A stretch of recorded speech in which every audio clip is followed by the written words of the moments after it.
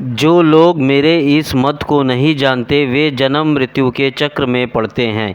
मैत्रेय जी कहते हैं, इस प्रकार अपने श्रेष्ठ आत्मज्ञान का उपदेश कर श्री कपिल देव जी अपनी ब्रह्मवादिनी जननी की अनुमति लेकर वहाँ से चले गए। तब देवहूति जी भी सरस्वती के मुकुट सदृश अपने आश्रम में अपने पुत्र के उपदेश किए हुए योग साधन के द्वारा योगाभ्यास करती हुई समाधि में स्थित हो गई। त्रिकाल स्नान करने से उनकी घुंघराली अलके भूरी भूरी जटाओं में परिणित हो गई तथा चीर वस्त्रों में ढका हुआ शरीर उग्र तपस्या के कारण दुर्बल हो गया। उन्होंने प्रजापति करदम के तप और योग बल से प्राप्त अनुपम गृहस्थ सुख को, जिसके लिए देवता भी तरसते थे, त्याग दिया, जिसमें दुग्ध फेन के समान स्वच्छ और सुकोमल शैया से युक्त हाथी दांत के पलंग, स्वर्ण के पात्र, सोने के सिंहासन और उन पर कोमल कोमल गद्दे बिछे हुए थे तथा जिसकी स्वच्छ स्फट मणि और महामर कंतमणि की भीतों में रत्नों की बनी हुई रमणी मूर्तियों के सहित मणिमय दीपक जगमगा रहे थे, जो फूलों से लदे हुए अनेकों दिव्य वृक्षों से सुशोभित था, जिसमें उन अनेक प्रकार के पक्षियों का कलरव और मत वाले भौरों का गुंजार होता रहता था। जहाँ की कमल गंध से सुवासित बावलियों में करदम जी के साथ उनका लाड़ प्यार पाकर क्रीड़ा के लिए प्रवेश करने पर उसका गंधर्वगण गुणगान किया करते थे और जिसे पाने के लिए इंद्राणियां भी ललायित रहती थी, उस ग्रहोधन की भी ममता उन्होंने त्याग दी। किंतु पुत्र वियोग से व्याकुल होने के कारण अवश्य उनका मुख कुछ उदास हो गया। पति के वनगमन के अनंतर पुत्र का भी वियोग हो जाने से वे आत्मज्ञान संपन्न होकर भी ऐसी व्याकुल हो गई जैसे बछड़े के बिछड़े जाने से उसे प्यार करने वाली गौ। वत्स विदुर अपने पुत्र कपिल देव रूप भगवान हरि का ही चिंतन करते करते वे कुछ ही दिनों में ऐसे ऐश्वर्य संपन्न घर से भी उपरप्त हो गई। फिर वे कपिल देव जी ने भगवान के जिस ध्यान करने योग्य प्रसन्न वंदना अरविंद युक्त स्वरूप का वर्णन किया था, उसके एक एक अवयवों को तथा उस समग्र रूप का भी चिंतन करती हुई ध्यान में तत्पर हो गई। भगवत भक्ति के प्रवाह, प्रबल वैराग्य और यथाउचित कर्म अनुष्ठान से उत्पन्न हुए ब्रह्म साक्षात्कार करने वाले ज्ञान द्वारा चित्त शुद्ध हो जाने पर वे उस सर्वव्यापक आत्मा के ध्यान में मग्न हो गई, जो अपने स्वरूप के प्रकाश से माया जनित आवरणों को दूर कर देते हैं। इस प्रकार जीव के अधिष्ठान भूत पर ब्रह्म श्री भगवान में ही बुद्धि की स्थिति हो जाने से उनका जीव भाव निवृत्त हो गया और वे समस्त कलेशों से मुक्त होकर परम आनंद में निमग्न हो गई। अब निरंतर समाधि स्थित रहने के कारण उनकी विषयों के सत्व की भ्रांति मिट गई और उन्हें अपने शरीर की भी सुधि ना रही। जैसे जागे हुए पुरुष को अपने स्वप्न में देखे हुए शरीर की नहीं रहती, उनके शरीर का पोषण भी दूसरों के द्वारा ही होता है, किंतु किसी प्रकार का मानसिक कलेश ना होने के कारण वह दुर्बल नहीं हुआ, उसका तेज और भी निखर गया और वह मेले के कारण धूम युक्त अग्नि के समान सुशोभित होने लगा।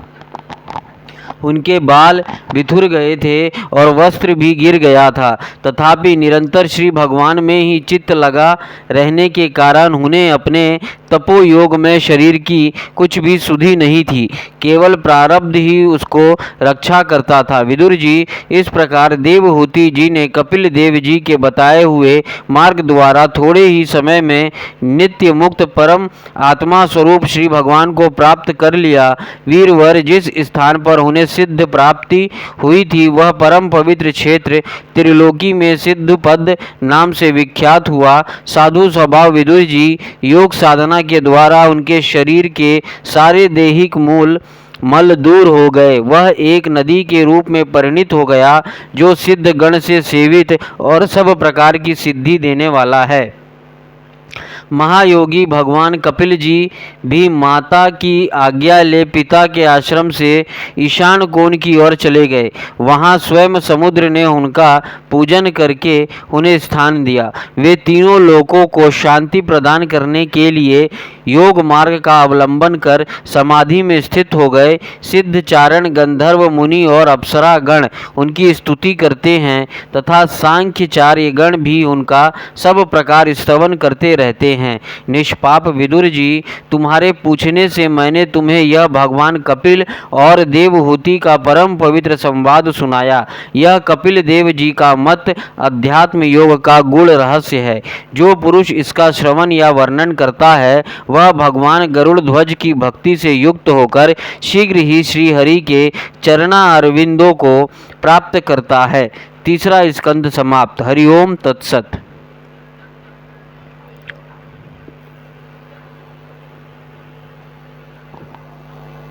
चतुर्थ स्कंद पहला अध्याय।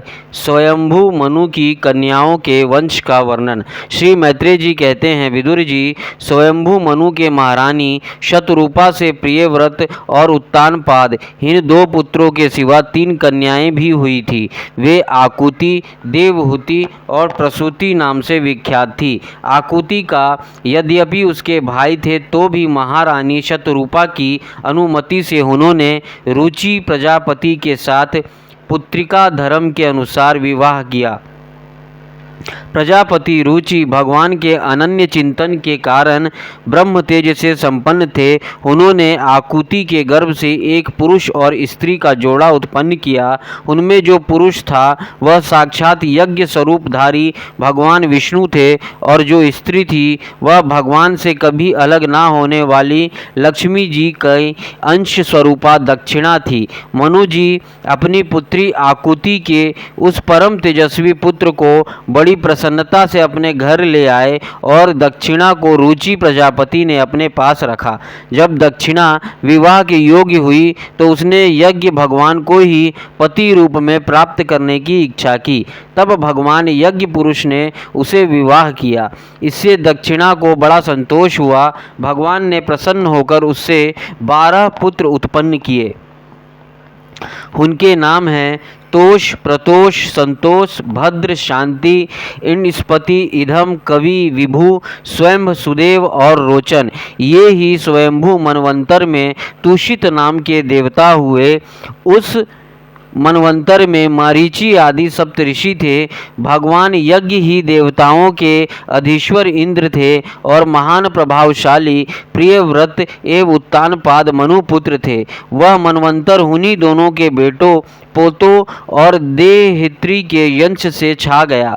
प्यारे विदुर जी, मनु जी ने अपनी दूसरी कन्या देवहूति करदम जी की ब्याही थी। उसके संबंध की प्रायः सभी बातें तुम मुझसे सुन चुके हो। भगवान मनु ने अपनी तीसरी कन्या प्रसूति का विवाह ब्रह्मा जी के पुत्र दक्ष प्रजापति से किया था। उसकी विशाल वंश परंपरा तो सारी त्रिलोक में फैली हुई है। मैं करदम जी की 9 कन्याओं का, जो 9 ब्रह्म ऋषियों से ब्याही गई थी, पहले ही वर्णन कर चुका हूँ। अब उनकी वंश परंपरा का वर्णन करता हूँ। सुनो। मारीची ऋषि की पत्नी करदम जी की बेटी कला से कश्यप और पूर्णिमा नामक 2 पुत्र हुए, जिनके वंश से यह सारा जगत भरा हुआ है। शत्रुतपन विदुर जी, पूर्णिमा के विरज और विश्वंग नाम के 2 पुत्र तथा देवकुल्या नाम की एक कन्या हुई। यही दूसरी जन्म में श्री हरि के चरणों के धोवन से देव नदी गंगा के रूप में प्रकट हुई।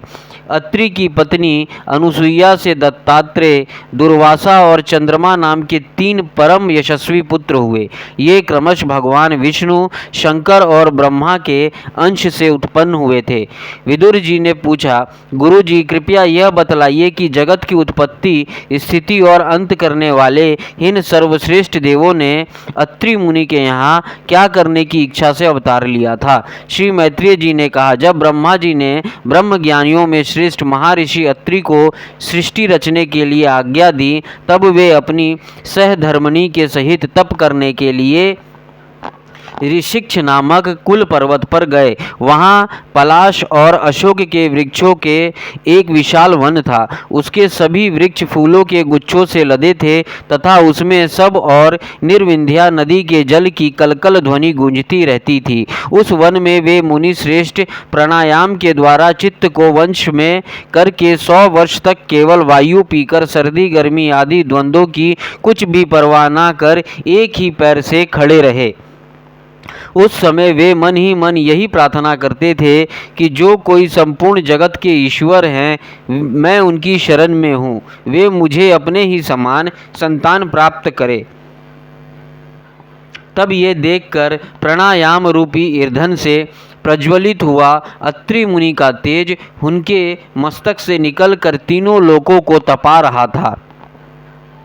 ब्रह्मा विष्णु और महादेव तीनों जगतपति उनके आश्रम पर आए। उस समय अप्सरा मुनि गंधर्व सिद्ध विद्याधर और नाग उनका सुयश गा रहे थे। उन तीनों का एक ही साथ प्रादुर्भाव होने से अत्रि मुनि का अंतःकरण प्रकाशित हो उठा। उन्होंने एक पैर से खड़े खड़े ही उन देवों को देखा और फिर पृथ्वी पर दंड के समान लौटकर प्रणाम करने के अनंतर अर्घ्य पुष्प आदि पूजन की सामग्री हाथों में ले उनकी पूजा की। वे तीनों अपने अपने वाहन हंस गरुड़ और बैल पर चढ़े हुए थे तथा अपने कमंडल चक्र त्रिशूल आदि चिन्हों से सुशोभित थे। उनकी आंखों से कृपा की वर्षा हो रही थी। उनके मुख पर मंद हास्य की रेखा थी जिससे उनकी प्रसन्नता झलक रही थी।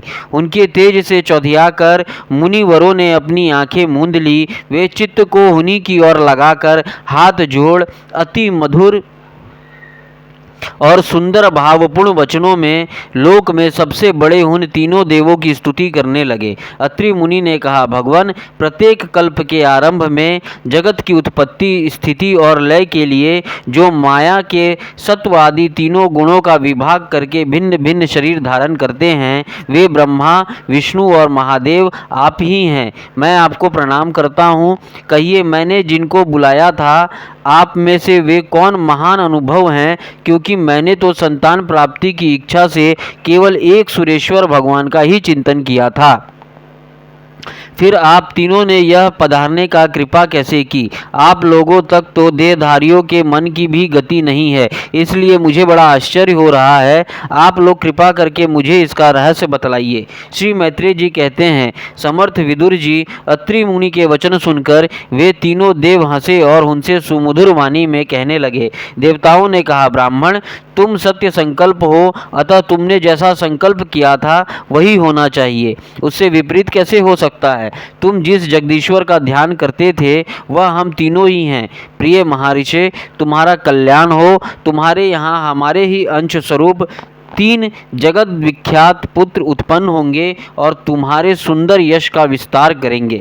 उन्होंने इस प्रकार अभिष्ट वर देकर तथा पति पत्नी दोनों से भली भांति पूजित होकर उनके देखते ही देखते वे तीनों सुरेश्वर अपने अपने लोकों को चले गए। ब्रह्मा जी की अंश से चंद्रमा, विष्णु के अंश से योगवेत्ता दत्तात्रेय जी और महादेव जी के अंश से दुर्वासा ऋषि अत्रि के पुत्र रूप में प्रकट हुए।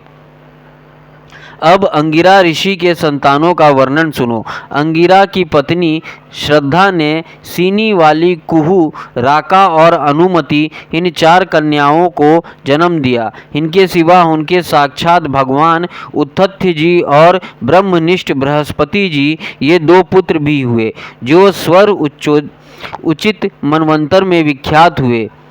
पुलत्स्य जी के उनकी पत्नी हवि भ्रुवा से महर्षि अगस्त्य और महातपस्वी विश्रवा ये 2 पुत्र हुए। इनमें अगस्त्य जी दूसरे जन्म में जठराग्नि हुए।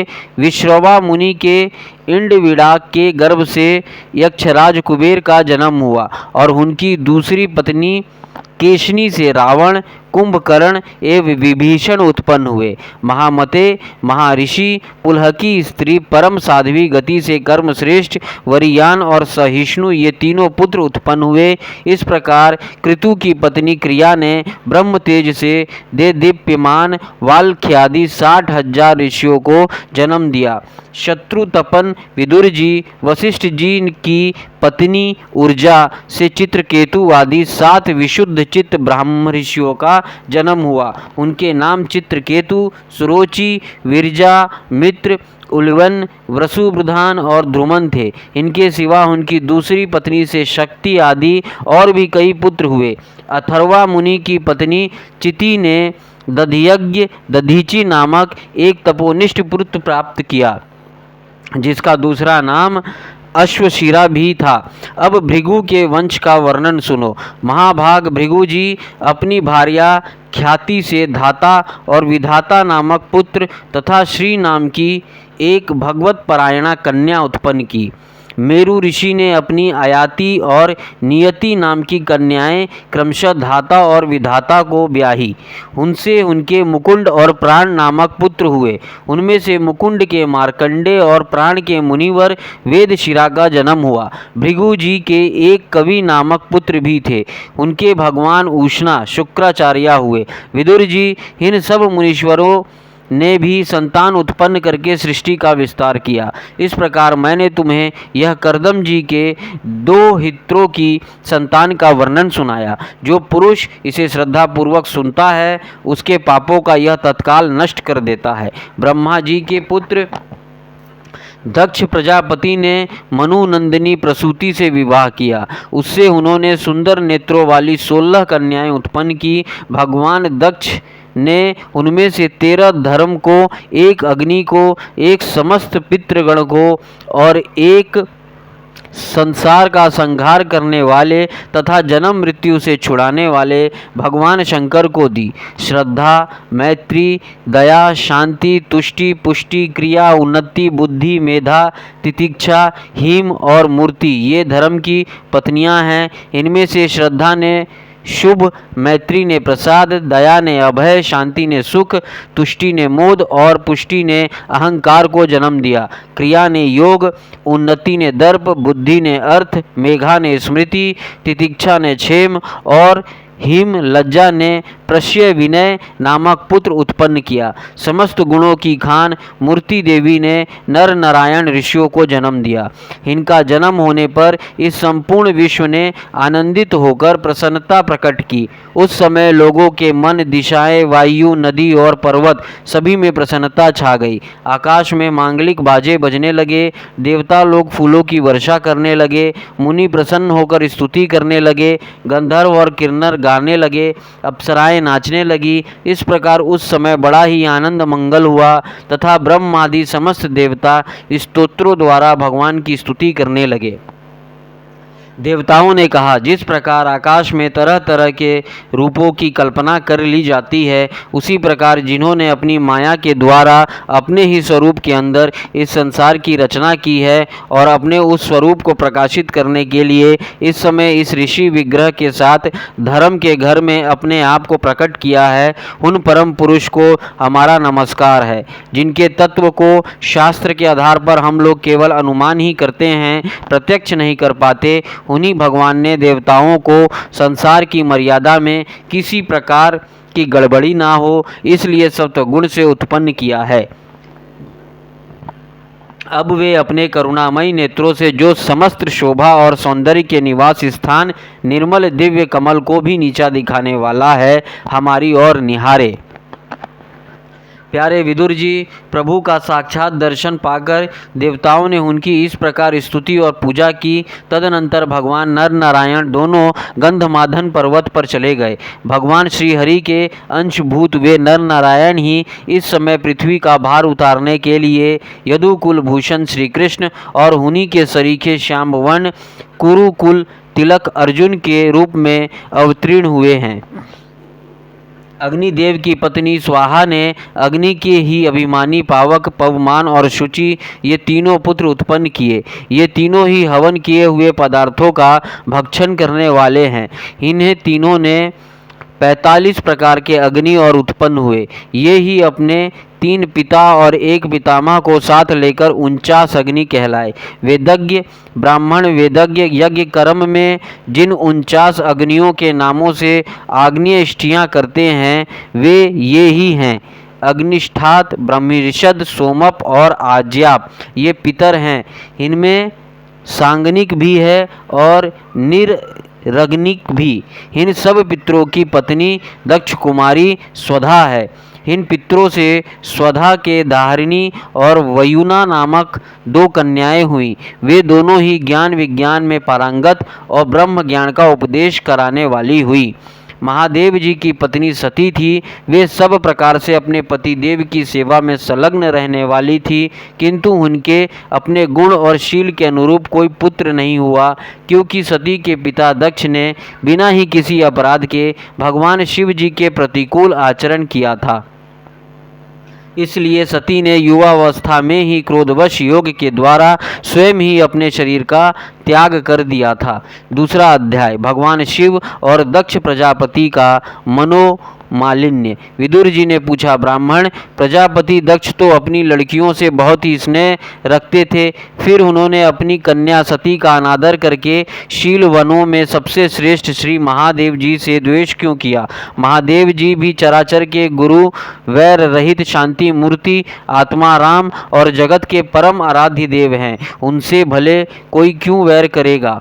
भगवान, उन ससुर और दामाद में इतना विद्वेष कैसे हो गया, जिसके कारण सती ने अपने दुष्यत्यज प्राणों तक को बलि दे दी? यह आप मुझसे कहिए। श्री मैत्रेय जी ने कहा, विदुर जी, पहले एक बार प्रजापतियों के यज्ञ में सबसे बड़े बड़े ऋषि, देवता, मुनि और अग्नि आदि अपने अपने अनुयायियों के सहित एकत्र हुए थे। उसी समय प्रजापति दक्ष ने भी उन सभा में प्रवेश किया। वे अपने तेज से सूर्य के समान प्रकाशमान थे और उस विशाल संभवन के अंधकार दूर किए देते थे। उन्हें आया देख ब्रह्मा जी और महादेव जी के अतिरिक्त अग्नि पर्यंत सभी सभासद उनके तेज से प्रभावित होकर अपने अपने आसनों से उठकर खड़े हो गए। इस प्रकार समस्त सभासदों में भली भांति सम्मान प्राप्त करके तेजस्वी दक्ष जगत पिता ब्रह्मा जी को प्रणाम कर उनकी आज्ञा से अपने आसन पर बैठ गए, परंतु महादेव जी को पहले से ही बैठा देख तथा उनसे अभित्यदनादि के रूप में कुछ भी आदर ना पाकर दक्ष उनका यह व्यवहार सहन ना कर सके। उन्होंने उनकी ओर टेढ़ी नज़र से इस प्रकार देखा मानो उन्हें वे क्रोधाग्नि से जला डालेंगे। फिर कहने लगे, देवता और अग्नियों के सहित समस्त ब्रह्म ऋषिगण मेरी बात सुने। मैं नासमझी या द्वेषवश नहीं कहता, बल्कि शिष्टाचार की बात कहता हूँ। यह निर्लज्ज महादेव समस्त लोकपालों की पवित्र कीर्ति को धूल में मिला रहा है।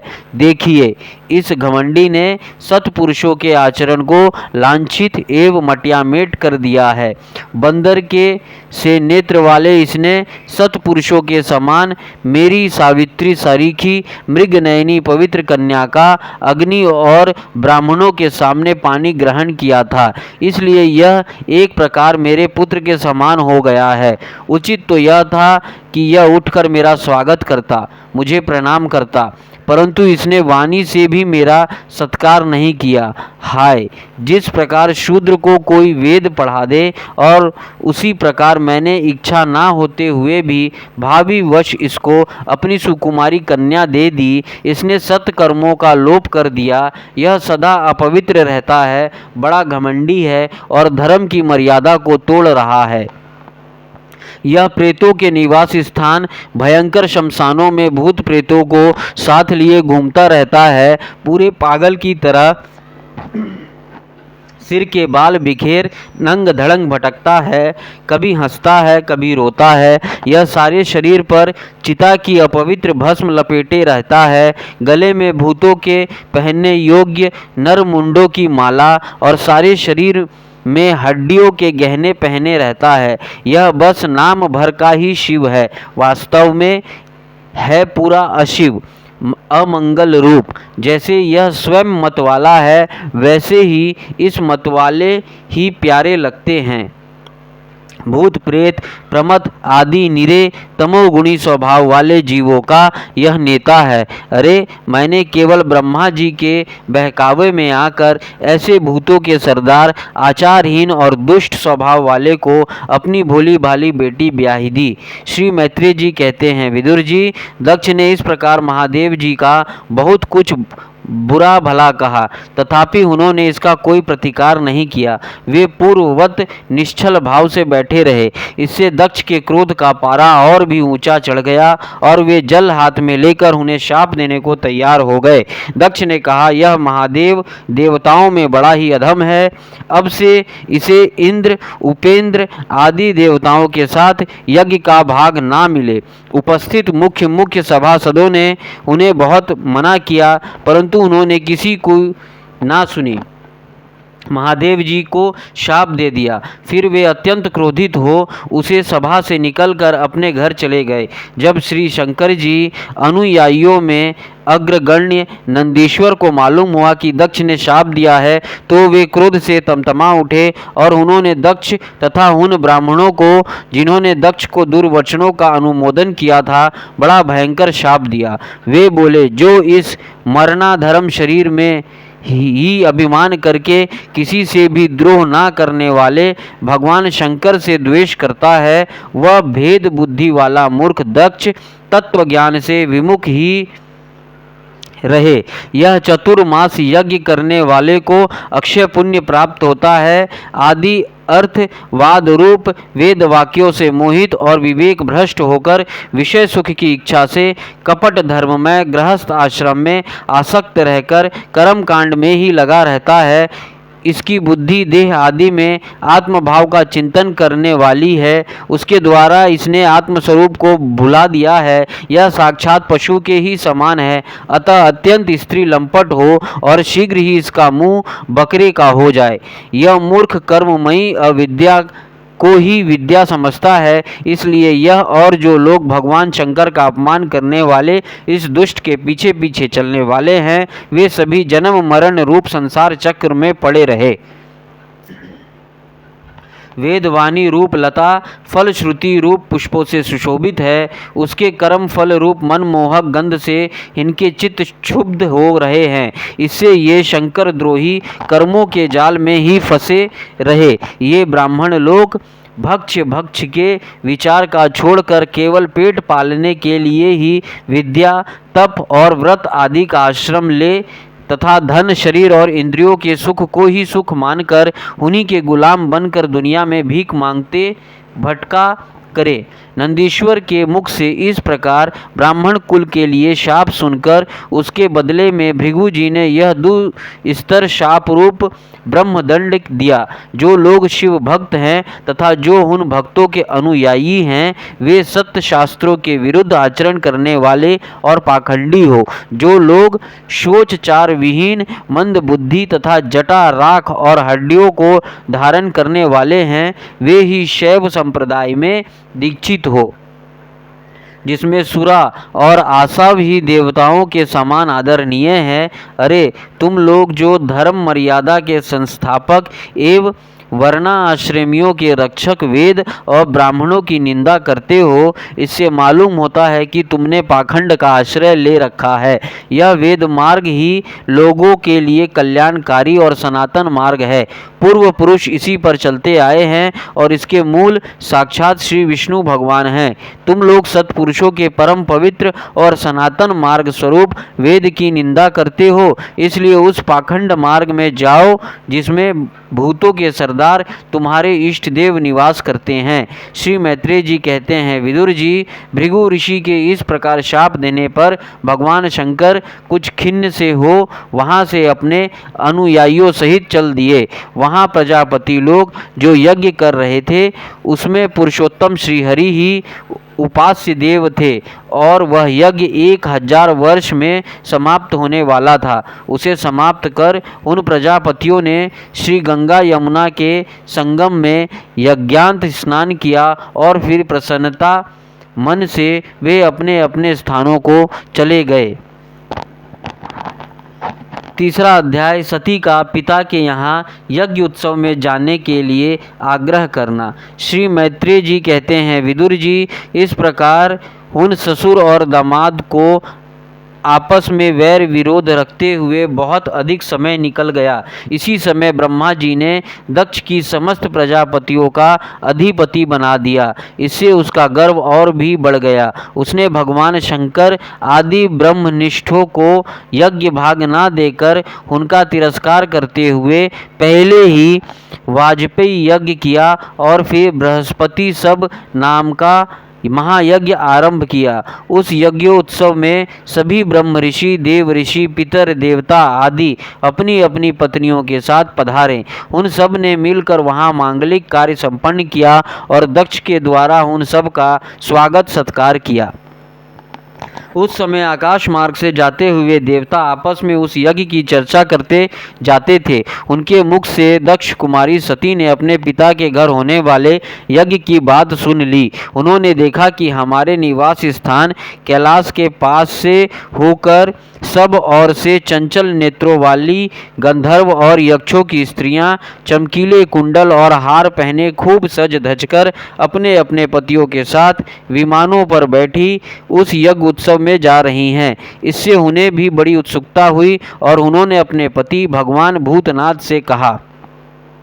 सती ने कहा, वामदेव, सुना है इस समय आपके ससुर दक्ष प्रजापति के यहाँ बड़ी भारी यज्ञ उत्सव हो रहा है। देखिए, यह सब देवता वहीं जा रहे हैं।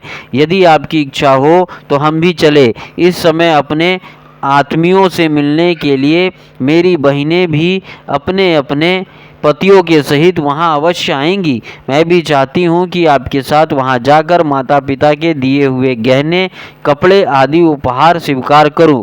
वहां अपने पतियों से सम्मानित बहनों, मौसियों और स्नेह हाद्र हृदया जननी के देखने के लिए मेरा मन बहुत दिनों से उत्सुक है। कल्याणमय, इसके सिवा वहाँ महर्षियों का रचा हुआ श्रेष्ठ यज्ञ भी देखने को मिलेगा। अजन्मा प्रभो, आप जगत की उत्पत्ति के हेतु हैं। आपकी माया से रचा हुआ यह परम आश्चर्यमय त्रिगुणात्मक जगत आप ही में भास रहा है, किंतु मैं तो स्त्री स्वभाव होने के कारण आपके तत्व से अनभिज्ञ और बहुत दीन हूँ। इसलिए उस समय अपनी जन्मभूमि देखने को बहुत उत्सुक हो रही हूँ। जन्म रहित नीलकंठ देखिए, इनमें कितनी ही स्त्रियां तो ऐसी हैं जिनका दक्ष से कोई संबंध भी नहीं है, फिर भी वे अपने अपने पतियों के सहित खूब सज धजकर झुंड के झुंड वहां जा रही हैं। वहां जाने वाली इन देवांगनाओं के राजहंस के समान श्वेत विमानों से आकाशमंडल कैसा सुशोभित हो रहा है। सुरश्रेष्ठ, ऐसी अवस्था में अपने पिता के यहाँ उत्सव का समाचार पाकर उसकी बेटी का शरीर उससे सम्मिलित होने के लिए क्यों ना छटपटाएगा। पति, गुरु और माता पिता आदि सहृदयों के यहाँ तो बिना बुलाए भी जा सकते हैं। अतः देव, आप मुझ पर प्रसन्न हो। आपको मेरी यह इच्छा अवश्य पूर्ण करनी चाहिए। आप बड़े करुणामयी हैं, तभी तो परम ज्ञानी होकर भी आपने मुझे अपने आधे अंग में स्थान दिया है। अब मेरी इस याचना पर ध्यान देकर मुझे अनुग्रहित कीजिए। श्री मैत्रेय जी कहते हैं, प्रिय सती जी के इस प्रकार प्रार्थना करने पर अपने आत्मियों का प्रिय करने वाले भगवान शंकर को दक्ष प्रजापति के उन मर्म भेदी दुर्वचन रूप बाणों का स्मरण हो आया जो उन्होंने समस्त प्रजापतियों के सामने कहे थे। तब वे हंसकर बोले। भगवान शंकर ने कहा, सुंदरी, तुमने जो कहा कि अपने बंधु जन के यहाँ बिना बुलाए भी जा सकते हैं, सो तो ठीक ही है, किंतु ऐसा तभी करना चाहिए जब उनकी दृष्टि अतिशय प्रबल देह अभिमान से उत्पन्न हुए मद और क्रोध के कारण द्वेष दोष से युक्त ना हो गई हो। विद्या, तप, धन, सदृढ़ शरीर, युवा अवस्था और उच्च कुल, ये 6 सत्पुरुषों के तो गुण हैं, परंतु नीच पुरुषों में ये ही अवगुण हो जाते हैं, क्योंकि इनसे उनका अभिमान बढ़ जाता है और दृष्टि दोष युक्त हो जाती है एवं विवेक शक्ति नष्ट हो जाती है। इसी कारण वे महापुरुषों का प्रभाव नहीं देख पाते। इसी से जो अपने यहाँ आए हुए पुरुषों को कुटिल बुद्धि से भौं चढ़ाकर रोष भरी दृष्टि से देखते हैं, उन अव्यवस्थित चित्त लोगों के यहाँ ये हमारे बांधव हैं ऐसा समझकर कभी नहीं जाना चाहिए। देवी, शत्रुओं के बाणों से बिध जाने पर भी ऐसी व्यथा नहीं होती जैसे अपने कुटिल बुद्धि स्वजनों के कुटिल वचनों से होती है, क्योंकि बाणों से शरीर छिन्न भिन्न हो जाने पर तो जैसे तैसे निद्रा आ जाती है, किंतु कुवाक्यों से मर्म स्थान विद्ध हो जाने पर तो मनुष्य हृदय की पीड़ा से दिन रात बेचैनी रहता है। सुंदरी, अवश्य ही मैं यह जानता हूँ कि तुम परम उन्नति को प्राप्त हुए दक्ष प्रजापति को अपनी कन्याओं में सबसे अधिक प्रिय हो, तथापि मेरी आश्रिता होने के कारण तुम्हें अपने पिता से मान नहीं मिलेगा, क्योंकि वे मुझसे बहुत जलते हैं। जीव की चित्तवृत्ति के साक्षी अहंकार शून्य महापुरुषों की समृद्धि को देखकर जिसके हृदय में संताप और इंद्रियों में व्यथा होती है, वह पुरुष उनके पद को तो सुगमता से प्राप्त कर नहीं सकता, बस दैत्यगण जैसे श्री हरि से द्वेष मानते हैं वैसे ही उनसे कुढ़ता रहता है। सुमध्य में तुम कह सकती हो कि अपने प्रजापतियों के सभा में उनका अनादर क्यों नहीं किया, सो ये सम्मुख जाना, नम्रता दिखाना, प्रणाम करना आदि क्रियाएं जो लोक व्यवहार में परस्पर की जाती है, तत्वज्ञानियों के द्वारा बहुत अच्छे ढंग से की जाती है। वे अंतर्यामी रूप से सबके अंतःकरण में स्थित परम पुरुष वासुदेव को ही प्रणाम आदि करते हैं, देह अभिमानी पुरुष को नहीं करते। विशुद्ध अंतःकरण का नाम ही वासुदेव है, क्योंकि उसी में भगवान वासुदेव का अप्रोक्ष अनुभव होता है। उस शुद्ध चित्त में स्थित इंद्रियातीत भगवान वासुदेव को ही मैं नमस्कार किया करता हूँ। इसलिए प्रिय, जिसने प्रजापतियों के यज्ञ में मेरे द्वारा कोई अपराध ना होने पर भी मेरा कटु वाक्यों से तिरस्कार किया था, वह दक्ष यद्यपि तुम्हारे शरीर को उत्पन्न करने वाला पिता है, तो भी मेरा शत्रु होने के कारण तुम्हें उसे अथवा उसके अनुयायियों को देखने का विचार भी नहीं करना चाहिए। यदि तुम मेरी बात ना मानकर वहाँ जाओगी तो तुम्हारे लिए अच्छा ना होगा, क्योंकि जब किसी प्रतिष्ठित व्यक्ति का अपने आत्मीय जनों के द्वारा अपमान होता है, तब वह तत्काल उनकी मृत्यु का कारण हो जाता है। चौथा अध्याय, सती का अग्नि प्रवेश। श्री मैत्रेय जी कहते हैं, विदुर जी, इतना कहकर भगवान शंकर मौन हो गए। उन्होंने देखा कि दक्ष के यहाँ जाने देने अथवा जाने देने से रोकने दोनों ही अवस्थाओं में सती के प्राण त्याग की संभावना है। इधर सती जी भी कभी बंधुजनों को देखने जाने की इच्छा से बाहर जाती और कभी भगवान शंकर रुष्ट ना हो जाए इस शंका से फिर लौट आती। इस प्रकार कोई एक बात निश्चित ना कर सकने के कारण वे दुविधा में पड़ गई, चंचल हो गई। बंधुजनों से मिलने की इच्छा में बाधा पड़ने से वे बड़ी अनमनी हो गई। स्वजनों की स्नेहवश उनका हृदय भर आया और वे आंखों में आंसू भरकर अत्यंत व्याकुल हो रोने लगी। उनका शरीर थरथर कांपने लगा और वे अप्रतिम पुरुष भगवान शंकर की ओर इस प्रकार रोषपूर्ण दृष्टि से देखने लगी मानो उन्हें भस्म कर देगी। शोक और क्रोध ने उनके चित्त को बिल्कुल बेचैन कर दिया तथा स्त्री स्वभाव के कारण उनकी बुद्धि मूढ़ हो गई। जिन्होंने प्रीतिवश उन्हें अपना आधा अंग तक दे दिया था, उन सत्पुरुष के लिए प्रिय भगवान शंकर को भी छोड़कर वे लंबी लंबी सांसें लेती हुई अपनी माता पिता के घर चली गई। सती को बड़ी फुर्ती से अकेली जाते देख श्री महादेव जी के मणिमान एवं मद आदि हजारों सेवक भगवान के वाहन वृषभराज को आगे कर तथा और भी अनेकों पार्षद और यक्षों को साथ ले बड़ी तेजी से निर्भयता पूर्वक उनके पीछे ही लिए। चले गए। उन्होंने सती को बैल पर सवार करा दिया तथा मैना, पक्षी, गेंद, दर्पण और कमल आदि खेल की सामग्री, श्वेत छत्र, चवर और माला आदि राज चिन्ह तथा ददुम्भी, शंख और बांसुरी आदि गाने बजाने के सामानों से सुसज्जित हो वे उनके साथ चल दिए। तदनंतर सती अपने समस्त सेवकों के साथ दक्ष की यज्ञशाला में पहुंची। वहां वेद ध्वनि करते हुए ब्राह्मणों में परस्पर होड़ लगी रही थी कि सबसे ऊंचे स्वर में कौन बोले। सब और ब्रह्म, ऋषि और देवता विराजमान थे तथा जहाँ तहाँ मिट्टी, काठ, लोहे, सोने, डाब और चरम के पात्र रखे हुए थे। वहाँ पहुँचने पर पिता के द्वारा सती की अवहेलना हुई।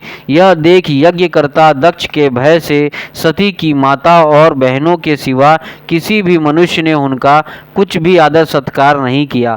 अवश्य ही उनकी माता और बहनें बहुत प्रसन्न हुई और प्रेम से गदगद होकर उन्होंने सती जी को आदर पूर्वक गले लगाया। किंतु सती जी ने पिता से अपमानित होने के कारण बहनों के कुशल प्रश्न सहित प्रेम पूर्ण वार्तालाप तथा माता और मौसियों के सम्मान पूर्वक दिए हुए उपहार और सुंदर आसन आदि को स्वीकार नहीं किया। सर्वलोकेश्वरी देवी सती का यज्ञ मंडप में तो अनादर हुआ ही था। उन्होंने यह भी देखा कि उस यज्ञ में भगवान शंकर के लिए कोई भाग नहीं दिया गया और पिता दक्ष उनका बड़ा अपमान कर रहा है। इससे उन्हें बहुत क्रोध हुआ। ऐसा जान पड़ता था मानो वे अपने रोष से संपूर्ण लोकों को भस्म कर देगी। दक्ष को कर्म मार्ग के अभाव से बहुत घमंड हो गया था। उसे शिव जी से द्वेष करते देख जब सती के साथ आए हुए भूत उसे मारने को तैयार हुए तो देवी सती ने उन्हें अपने तेज से रोक दिया और सब लोगों को सुनाकर पिता की निंदा करते हुए क्रोध से लड़खड़ाती हुई वाणी में कहा। देवी सती ने कहा, पिताजी, भगवान शंकर से बड़ा तो संसार में कोई भी नहीं है। वे तो सभी देहधारियों के प्रिय आत्मा हैं। उनका ना कोई प्रिय है ना अप्रिय, अतएव उनका किसी भी प्राणी से बैर नहीं है। वे तो सबके कारण एवं सर्वरूप हैं। आपके सिवा और ऐसा कौन है जो उनसे विरोध करेगा? द्विजवर, आप जैसे लोग दूसरों के गुणों में भी दोष ही देखते हैं, किंतु कोई साधु पुरुष ऐसा नहीं करते। जो लोग दोष देखने की बातें तो अलग रही, दूसरों के थोड़े से गुण का भी बड़े रूप में देखना चाहते हैं, वे सबसे श्रेष्ठ हैं। खेद है कि आपने ऐसे महापुरुषों पर भी दोषारोपण ही किया। जो दुष्ट मनुष्य इस शव रूप जड़ शरीर को ही आत्मा मानते हैं, वे यदि ईर्ष्यावश सर्वदा ही महापुरुषों की निंदा करें तो यह कोई आश्चर्य की बात नहीं, क्योंकि महापुरुष तो उनकी इस चेष्टा पर कोई ध्यान नहीं देते, परंतु उनके चरणों की धूलि उनके इस अपराध को ना सहकर उनका तेज नष्ट कर देती है। अतः महापुरुषों की निंदा जैसा जघन्य कार्य उन दुष्ट पुरुषों की ही शोभा देता है। जिनका शिव यह दो अक्षरों का नाम प्रसंगवश एक बार भी मुख से निकल जाने पर मनुष्य के समस्त पापों को तत्काल नष्ट कर देता है और जिनकी आज्ञा का कोई भी उल्लंघन नहीं कर सकता, अहो उन्हीं पवित्र कीर्ति मंगलमयी भगवान शंकर से आप द्वेष करते हैं। अवश्य ही आप अमंगल रूप हैं।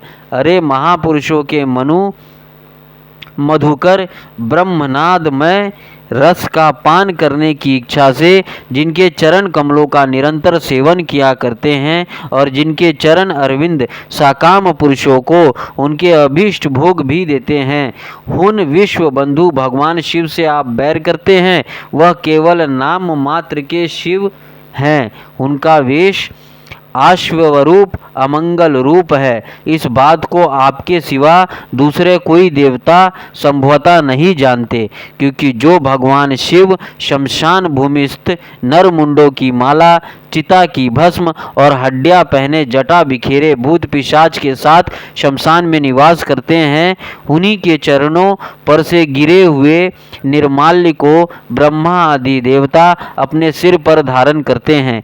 यदि निरअंकुश लोग धर्ममयी मर्यादा का रक्षा करने वाले अपने पूजनीय स्वामी का निंदा करें तो अपने में उसे दंड देने की शक्ति ना होने पर कान बंद करके वहां से चला जाए, और यदि शक्ति हो तो बलपूर्वक पकड़कर उस बकवाद करने वाली अमंगल रूप दुष्ट जीवा को काट डाले।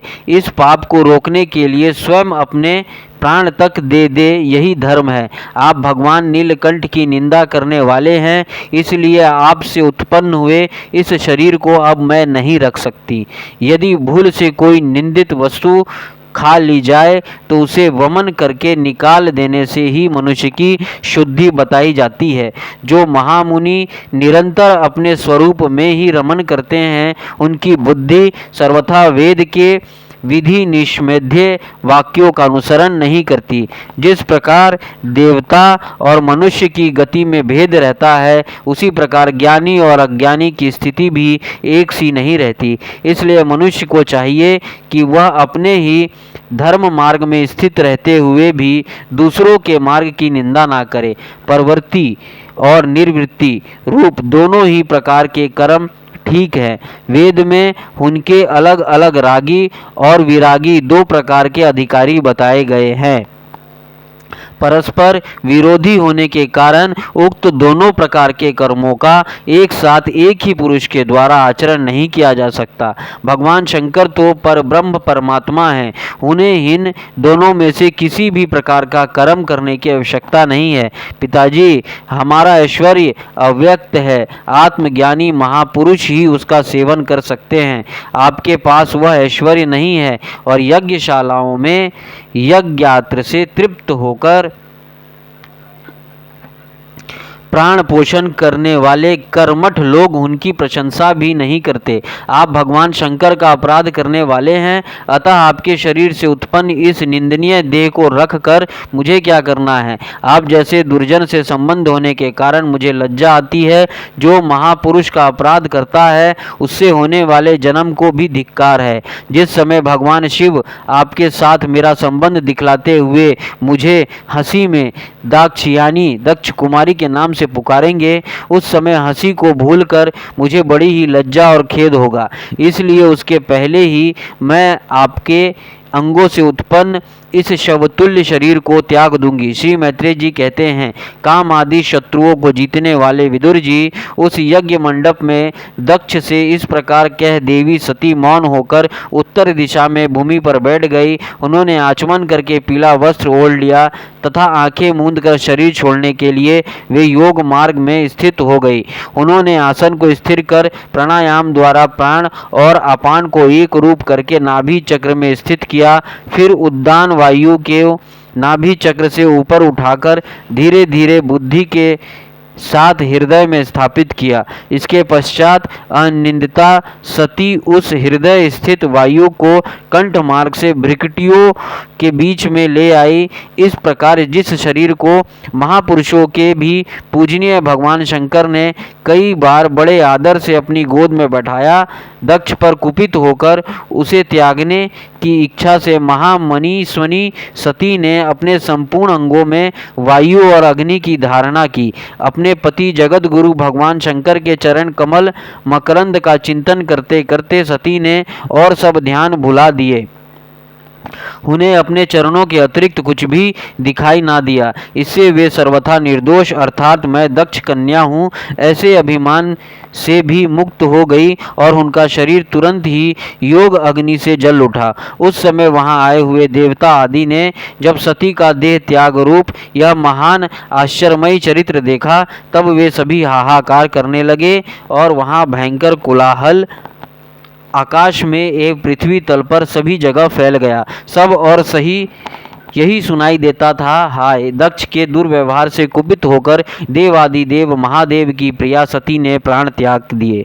देखो सारे चराचर जीव इस दक्ष प्रजापति की ही संतान हैं। फिर भी इसने कैसी भारी दुष्टता की है। इसकी पुत्री शाद हृदया सती सदा ही मान पाने के योग्य थी, किंतु इसने उसका ऐसा निरादर किया कि उसने प्राण त्याग दिए। वास्तव में यह बड़ा ही असहिष्णु और ब्राह्मण द्रोही है।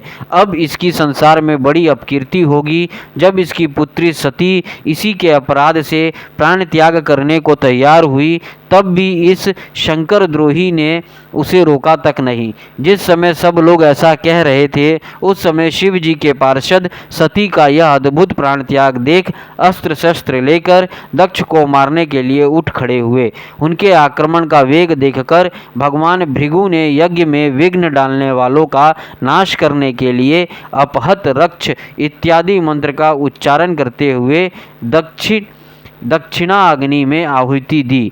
अधुर वायु भृगु ने ज्यों ही आहुति छोड़ी कि यज्ञ कुंड से ऋभु नाम के हजारों तेजस्वी देवता प्रकट हुए। इन्होंने अपनी तपस्या के प्रभाव से चंद्रलोक प्राप्त किया था। उन ब्रह्म तेज संपन्न देवताओं ने जलती हुई लकड़ियों से आक्रमण किया तो समस्त गृहा के प्रमर्थ गण इधर उधर भाग गए। 5वां अध्याय वीरभद्रकृत दक्ष यज्ञ विध्वंस और दक्षवध। श्री मैत्रेय जी कहते हैं, महादेव जी जब देवर ऋषि नारद के मुख से सुना कि अपने पिता दक्ष से अपमानित होने के कारण देवी सती ने प्राण त्याग दिए हैं, उसकी यज्ञ वेदी से प्रकट हुए ऋभुओं ने उनके पार्षदों की सेना को मारकर भगा दिया है, तब उन्हें बड़ा ही क्रोध हुआ। उन्होंने उग्र रूप धारण कर क्रोध के मारे होठ चबाते हुए अपनी एक जटा उखाड़ ली, जो बिजली और आग की लपट के समान दीप्त हो रही थी, और सहसा खड़े होकर बड़े गंभीर अट्टहास के साथ उसे पृथ्वी पर पटक दिया। उससे तुरंत ही एक बड़ा भारी लंबा चौड़ा पुरुष उत्पन्न हुआ। उसका शरीर इतना विशाल था कि वह स्वर्ग को स्पर्श कर रहा था। उसके हजारों भुजाएं थी, मेघ के समान श्याम वर्ण था, सूर्य के समान जलते हुए 3 नेत्र थे, विकराल दाढ़ें थी और अग्नि की ज्वालाओं के समान लाल लाल जटाएं थी। उसके गले में नरमुंडों की माला थी और हाथों में तरह तरह के अस्त्र शस्त्र थे। जब उसने हाथ जोड़कर पूछा, भगवान मैं क्या करूं, तो भगवान भूतनाथ ने कहा, वीर रुद्र तू मेरा अंश है, इसलिए मेरे पार्षदों का अधिनायक बनकर तू तुरंत ही जा और दक्ष तथा उसके यज्ञ को नष्ट कर दे। प्यारे विदुर जी, जब देवादिदेव भगवान शंकर ने क्रोध में भरकर ऐसी आज्ञा दी, तब वीरभद्र उनकी परिक्रमा करके चलने को तैयार हो गए। उस समय उन्हें ऐसा मालूम होने लगा कि मेरे वेग का सामना करने वाला संसार में कोई नहीं है और मैं बड़े से बड़े वीर का भी वेग सहन कर सकता हूँ। वे भयंकर सिंह नाद करते हुए एक अति कराल त्रिशूल हाथ में लेकर दक्ष के यज्ञ मंडप की ओर दौड़े। उनका त्रिशूल संसार संहार का, मृत्यु का भी संहार करने में समर्थ था। भगवान रुद्र के और भी बहुत से सेवक गर्जना करते हुए उनके पीछे हो लिए। उस समय वीरभद्र के पैरों के नुपुर आदि आभूषण झनन झनन बजते जाते थे। इधर यज्ञशाला में बैठे हुए ऋत्वज, यजमान, सदस्य तथा अन्य ब्राह्मण और ब्राह्मणियों ने जब उत्तर दिशा की ओर धूल उड़ती देखी, तब वे सोचने लगे, अरे यह अंधेरा सा कैसा होते आ रहा है, यह धूल कहाँ से छा गई। इस समय ना तो आंधी ही चल रही है और ना कहीं लुटेरे ही सुने जाते हैं, क्योंकि अपराधियों का कठोर दंड देने वाला राजा प्राचीन बही अभी जीवित है। अभी गोवों के आने का समय भी नहीं है, फिर भी यह धूल कहाँ से आई। क्या इसी समय संसार का प्रलय तो नहीं होने वाला है। तब दक्ष पत्नी प्रसूति एवं अन्य स्त्रियों ने व्याकुल होकर कहा, प्रजापति दक्ष ने अपनी सारी कन्याओं के सामने बेचारी निरपराधा सती का तिरस्कार किया था। मालूम होता है यह उसी पाप का फल है। प्रलय काल उपस्थित होने पर जिस समय वे अपने जटाजूट को बिखेर कर तथा शास्त्रों से सुसज्जित अपनी भुजाओं को ध्वजा के समान फैलाकर तांडव नृत्य करते हैं, उस समय उनके त्रिशूल के फलों से दिग्गज बिध जाते हैं तथा उनके मेघ गर्जन के समान भयंकर अट्टहास से दिशाएं विदीर्ण हो जाती हैं। उस समय उनका तेज असहाय होता है। वे अपने ही भौहें टेढ़ी करने के कारण बड़े दुर्धर्ष जान पड़ते हैं। हैं और उनकी विकराल दाढ़ों से तारागण अस्त व्यस्त हो जाते हैं। उन क्रोध में भरे हुए भगवान शंकर को बार बार कुपित करने वाला पुरुष साक्षात विधाता ही क्यों ना हो, क्या कभी उसका कल्याण हो सकता है? जो लोग महात्मा दक्ष के यज्ञ में बैठे थे वे भय के कारण एक दूसरे की ओर कातर दृष्टि से निहारते हुए ऐसे ही तरह तरह की बातें कर रहे थे। इतने में ही आकाश और पृथ्वी में सब और सहस्त्रों भयंकर उत्पात होने लगे। विदुर जी इस समय दौड़कर आए हुए रुद्र सेवकों ने उस महान यज्ञ मंडप को सब ओर से घेर लिया। वे सब तरह तरह के अस्त्र शस्त्र लिए हुए थे।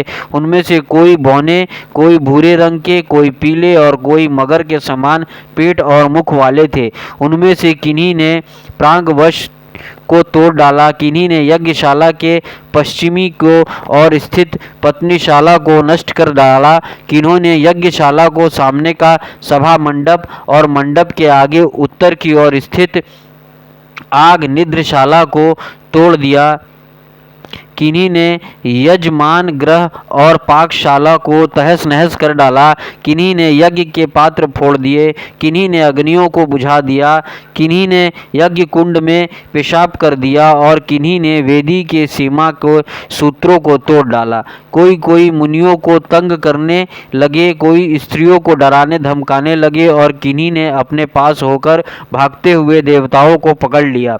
मणिमान ने भृगु ऋषि को बांध लिया, वीरभद्र ने प्रजापति दक्ष को कैद कर लिया तथा चंडीश ने पूषा को और नंदीश्वर ने भग देवता को पकड़ लिया।